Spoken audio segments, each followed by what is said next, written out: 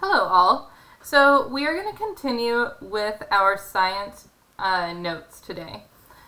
We are looking at ecosystems, and the goal is kind of to see what the story of an ecosystem is.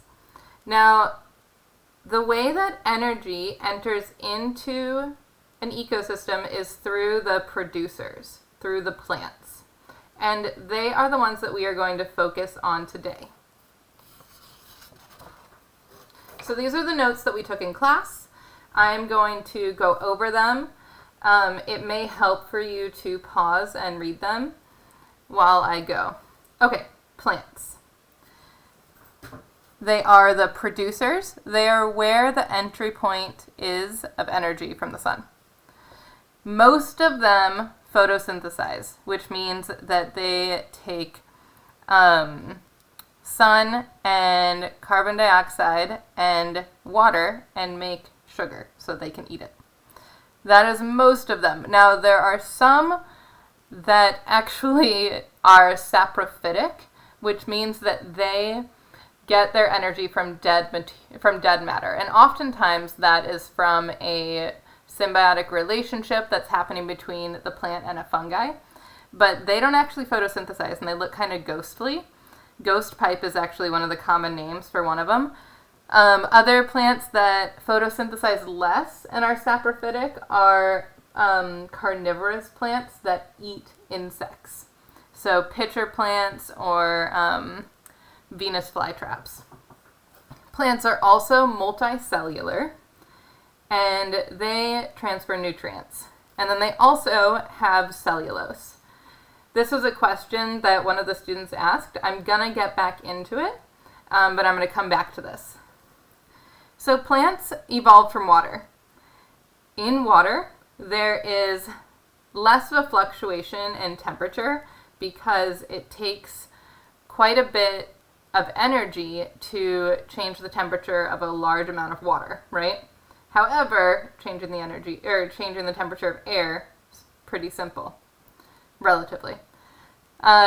You can kind of float around in water. There's an opposing force to gravity, and so buoyancy exists. So that's why we see like seaweed floating around, or seaweed floating around, jellyfish floating around. And then there's water everywhere, so there's moisture everywhere. Plants developed and are developing in 3 plant classifications. The plant classifications are kind of a story of evolution. You will recognize all the different plants that we're going to talk about. So they're kind of a story of evolution, and the idea is that they evolved from water and gained these different aspects when they evolved. So we've got non-vascular. These are the first plants to come onto land, or to make home on land. Vascular is like your veins or the plumbing, and they do not have veins. They do not have a plumbing system that transfers nutrients throughout their bodies. And they also don't have roots, because that's like a key part of the plumbing system, right? They do reproduce by spores, and they are plants such as moss and hornworts and liverworts. So here's my little drawing of moss. Now, these plants are small and mostly in moist environments. They're mostly in moist environments because they don't have this plumbing that would support them in transferring nutrients and water to the rest of their body. Instead, they're kind of more surrounded by those. Okay, so first, plants on land. Next, we've got vascular and seedless plants. These do reproduce with spores, and they also have a vascular system, so they have the plumbing. These are plants like ferns and horsetails.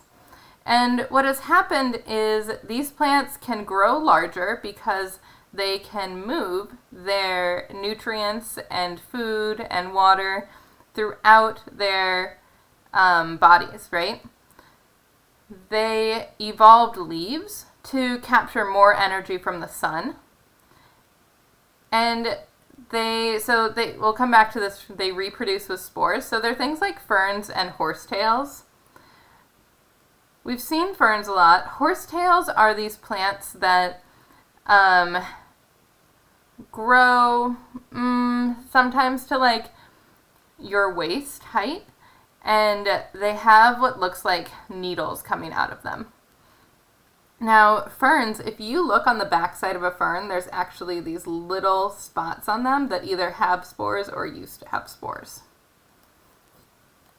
Oh, and there's also in the fossil record, there's proof that because there was so much oxygen in the air, there were really tall horsetail plants that were as tall as trees.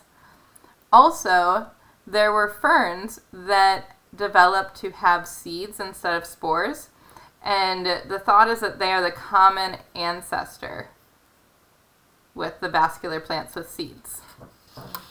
Okay, vascular plants with seeds. I'm going to zoom in just a little bit.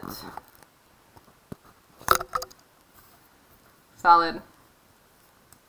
Okay, here we go. We got gymnosperms. They have naked seeds, and they are plants like conifers and ginkgos. No flowers, no fruit, and they do have seeds, but those seeds are exposed. So they're protected by cones, oftentimes, and if you look at a cone, on the inside, if you like take off one of these little attachments here, one of these little petals, they're not petals, but that's what I'm going to call them. There's a seed that is just barely attached in there. And when there's a fruit, there's like this encapsulation to protect the seed. On these naked seeds, there's just a little covering that is doing a little bit of sheltering, but it does not encapsulate the seed or protect it fully. So then we have angiosperms, and they are flowering plants. They have seeds, have flowers, and they are what we see most. Those are a lot of what we see when we're like, oh, this is a plant. When we're looking at how many plants are in the world and the distribution of them, non-vascular plants are about this much of a pie chart, and then vascular plants without seeds, gymnosperms, and then angiosperms.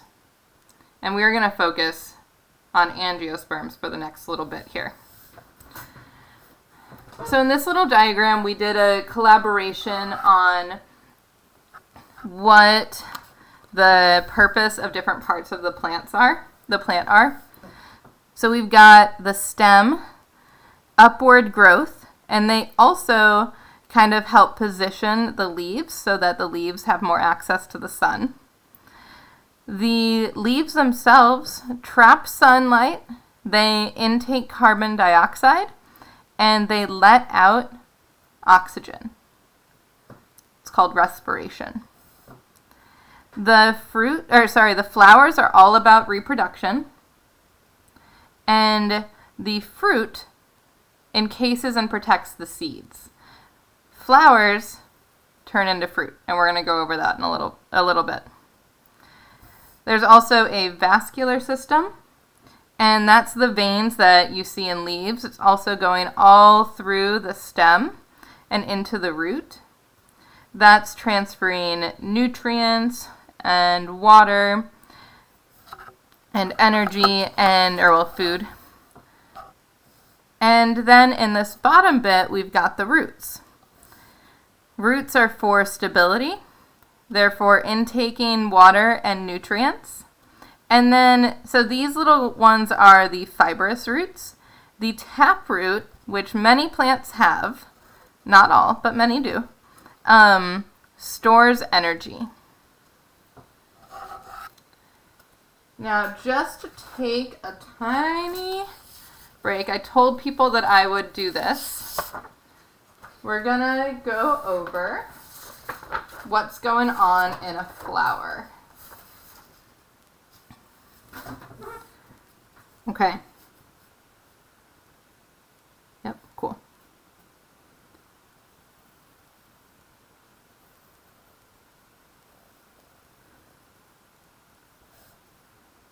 So in a flower, this is going to be the stem. Here, I'll write flower up here.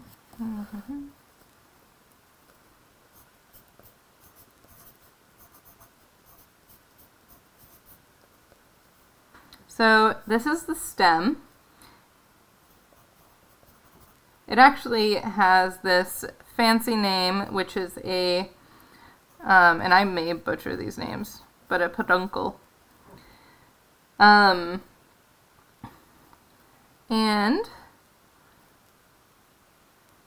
we've got this central part of the flower. We'll come back to it and label it in a moment.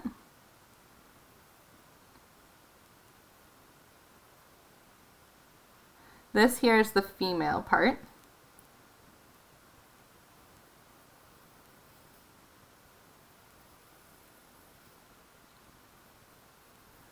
Got the male parts here. We're going to come back to those also. And then got some petals.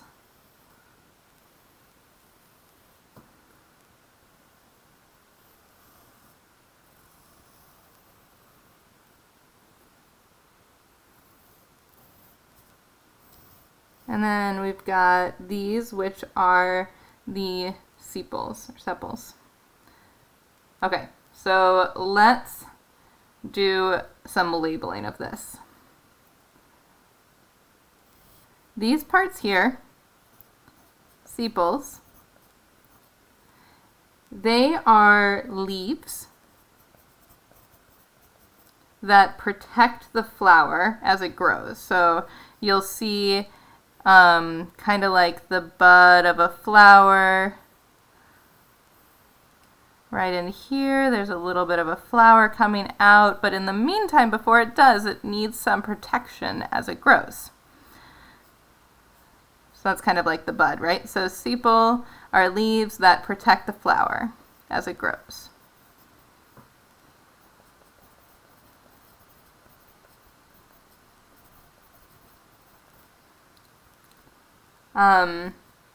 We've got the petals.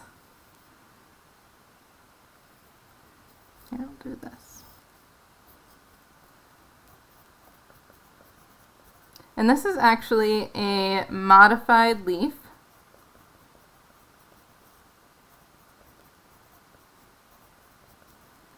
They have unique shape and color, and their goal is to attract insects, so to attract pollinators and to attract humans and hummingbirds. So we're just going to say attract animals with the goal of pollination.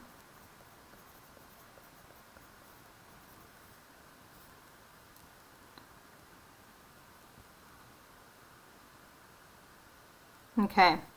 Now we're going to go over the male part of the flower, because flowers have sexual reproduction. So the male part of the flower is this here, and this here. Right here, we've got, so this whole thing, male, it's called the stamen.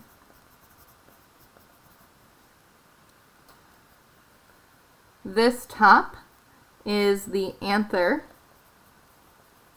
and it produces pollen.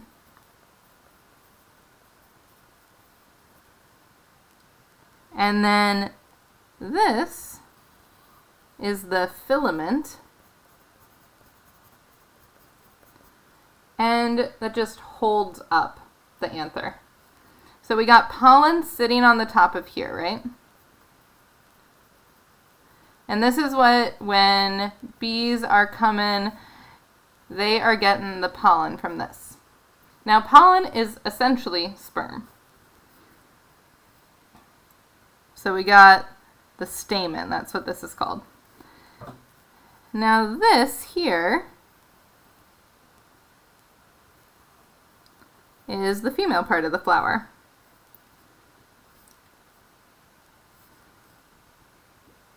This part is called the pistil.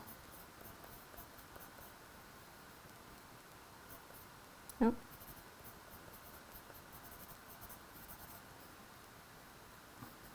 So it's going to be a little bit more complicated than the other ones. But what we've got is, excuse me.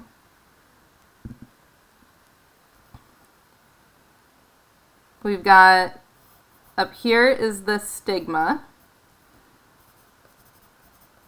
And the stigma receives pollen. So this is coming ideally from another flower, but maybe from this flower. From another flower, and then an insect is coming over here, and the pollen is getting here. So an insect is like brushing up against something, or against another flower and coming here. And I'm going to talk about this a little bit more, what's happening with that pollination. Okay, so we got the stigma here. And then we've got this style, which is inside and transports the pollen. So that also is this line here. So style transports pollen.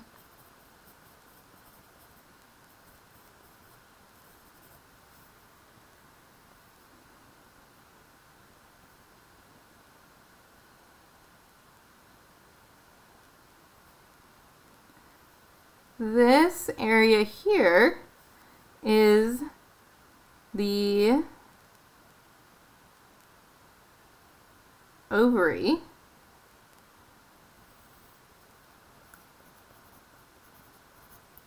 And it holds the seed.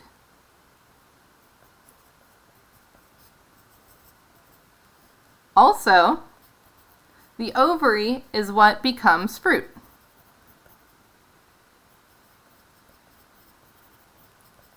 Which protects the seed, right? So the ovary becomes the fruit. When you're eating a fruit, you're basically eating swollen ovaries. Now, within here, we've got the ovule, and that is what becomes the seed.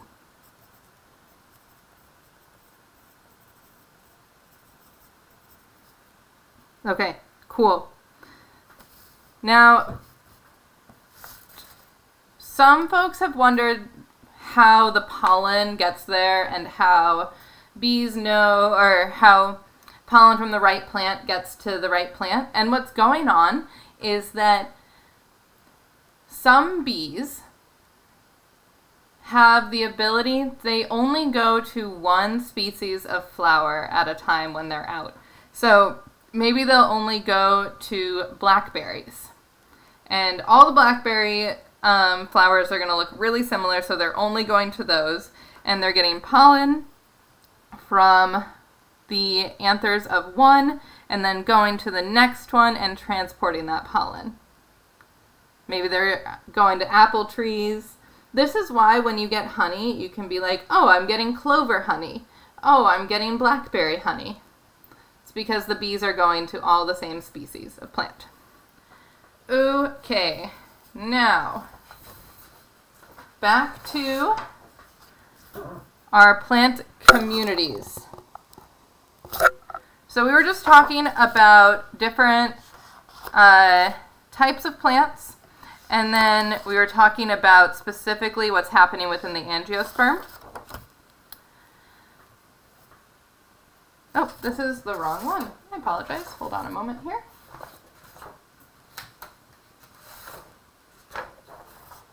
Okay, so what we did in class was we looked at some pictures and observed what plants are in the pictures. So we were looking at like whole ecosystems. And what we were observing was that there are plants of all sizes that are in the pictures, in the ecosystems, and plants that may have different purposes. So within an ecosystem, when we're looking at the plants, they are plant communities. So plants in an ecosystem. We then talked about like what is a community as far as humans go. More than 2 people. So when we translate that to plants, there's more than 2 species. They live in the same area, so they're localized. Sharing culture is what we talked about in community, and to plants, that equates to sharing nutrients. There's a mutual dependency within a community, reciprocal relationships, folks working together, and having a purpose, so they have specialties. These specialties may be to bring in pollinators, they may be to support with shade, they may be to process and distribute certain nutrients, because some plants are going to do better with partnering with some fungi and bacteria to get nutrients than other plants are. We are going to go over what's going on in soil next week. So this is just to talk about, like, plants cannot exist without life in the soil because they need nutrients. Well, some plants can because they can get nutrients on their own, but that's very few plants and they can't get all the nutrients. And plants don't usually stand alone. Even in a desert, there's a lot going on. Okay, so when we're talking about a plant community, there are 3 basic plant life cycles. And oftentimes they all exist within a community. So some plants are what's called annuals. They live for 1 year. They have a seed, and then they grow from that seed. Then they flower, die, and then a new plant will start. So these grow for 1 year. Here in this area, they are plants that are... A lot of garden plants are like this, so tomatoes and peppers, and then, hold on just a moment. Okay, I have to correct myself on something that I talked about in class. Tomatoes, peppers, there's also plants like miner's lettuce that are on the forest floor. Those are annuals. And they will just live for 1 year. So they die after 1 year, meaning their dead matter goes into the nutrient cycle after 1 year. Biennials live for 2 years. So seed, then they grow, then they're dormant, then they grow again, then they flower, and then they die. And then after 2 years, their energy goes into the nutrient cycle.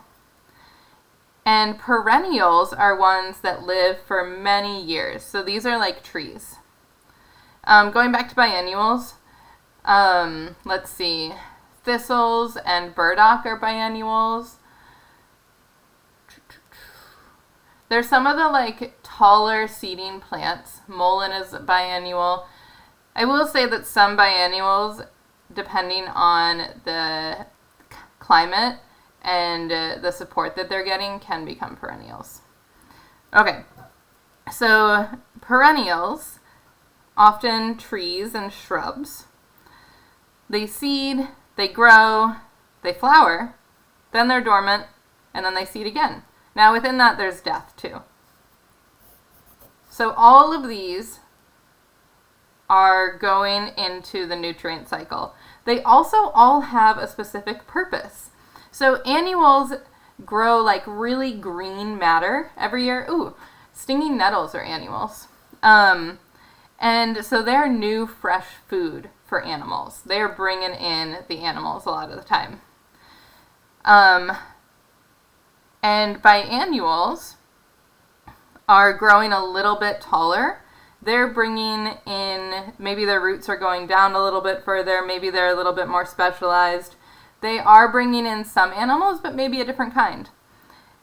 Perennials, maybe they're providing that shade, maybe their roots are going down really deep, maybe they are developing these long-term symbiotic relationships with fungi and insects.